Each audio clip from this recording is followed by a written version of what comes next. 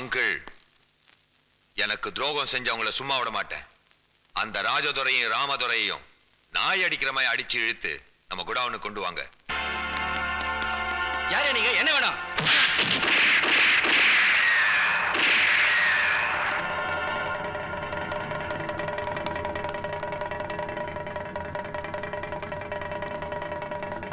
ஏண்டா, என் முதலாளி ஜோஸ் பேரை கேட்டா கருவில் இருக்கிற குழந்தை கூட கப்சி பாயிரும். அவர்கிட்டயே உங்க வேலையை காமிக்கிறீங்களா? வச்சுன்னா எடுத்துட்டாங்கடா.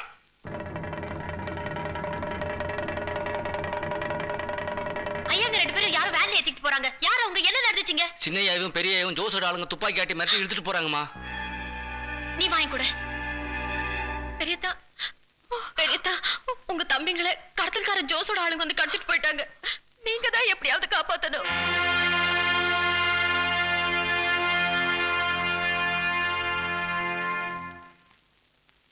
பெரியதா, உங்க வேதனை எனக்கு புரியுது. ஆனா இந்த நேரத்துல நீங்க தலையிடலன்னா அவங்களை உயிரோடவே பார்க்க முடியாது. பெரியதா,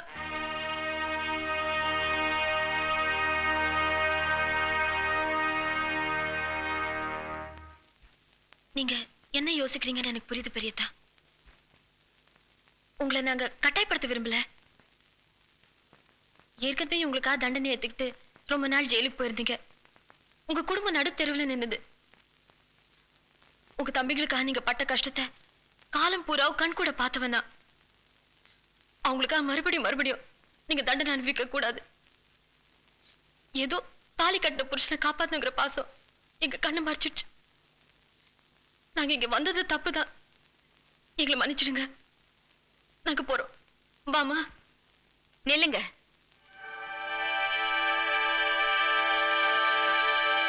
இத்தனை நாளா நீங்க மௌனமா இருந்தது போதும். இப்ப நீங்க போய்தான் ஆகணும். மனுஷங்க 1000 தப்பு செய்யலாம். ஆனா நீங்க சாதாரண மனுஷன் இல்ல, கடவுள் மாதிரி. நீங்க சூடுபட்டது உண்மைதான். ஆனா நீங்க தங்கமா ஒளி வீசுறதுக்காக கடவுள் போட்ட சூடுன்னு ஏன் நினைச்சுக்க கூடாது? பாரதத்துல தர்மனுக்கு தம்பிங்க தங்கமா அமைஞ்சாங்க. ஆனா உங்களுக்கு தம்பிங்க துரியோதனங்களா பிறந்துட்டாங்களே, அதுக்காக தர்மன் தர்மனா இல்லாம போயிடலாமா? உங்க தம்பிங்களை விட்டுருங்க. இந்த பொண்ணுங்களை பத்தி கொஞ்சம் யோசிச்சு பாருங்க. நாளைக்கு இந்த பொண்ணுங்களை நீங்க விதவ கோலத்தை பார்க்கணும்னு ஆசைப்படுறீங்களா? சொல்லுங்க.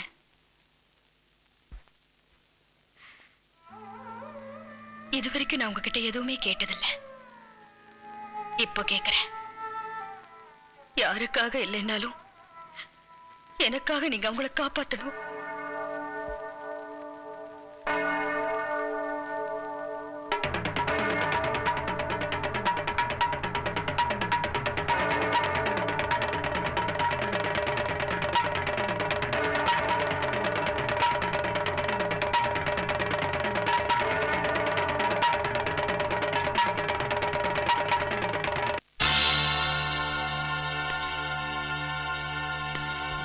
போலீஸ்ல காட்டி கொடுத்தீங்கல்ல, உங்களுக்கு சமாதி கட்டிட்டு தான் எனக்கு மறுவேலை.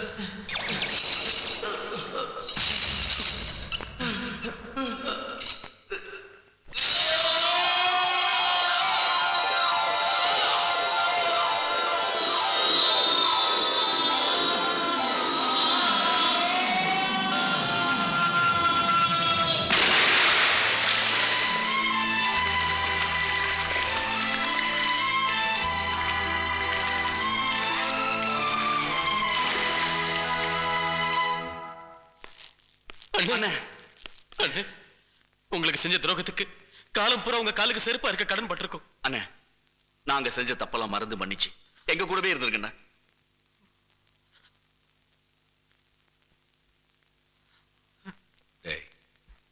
வாழ்க்கைன்னா என்னன்னு தெரியுமா உங்களுக்கு? பிறப்புக்கும் இறப்புக்கும் இடப்பட்ட கொஞ்சம் நேரத்தை தான் வாழ்க்கைன்னு சொல்லுவாங்க. அந்த கொஞ்ச நேரத்துல ஒருத்தருக்கு ஒருத்தர் துரோகம் செய்யாம, கெடுதல் எண்ணாம, நானு எந்த நினைக்காம கூட சேர்ந்து ஒன்னா சந்தோஷமா வாழ்றதுதான் வாழ்க்கை. அப்படி வாழ்றவன் தான் உண்மையான மனுஷன். இந்த உண்மை உங்களுக்கு என்னைக்கு புரியுதோ அன்னைக்கு என்கிட்ட வாங்க. உங்களுக்காக என் வீட்டு கதவு கட்டாயம் திறந்திருக்கும். இப்போ வழி விடுங்க, என் வழியில நான் போறேன்.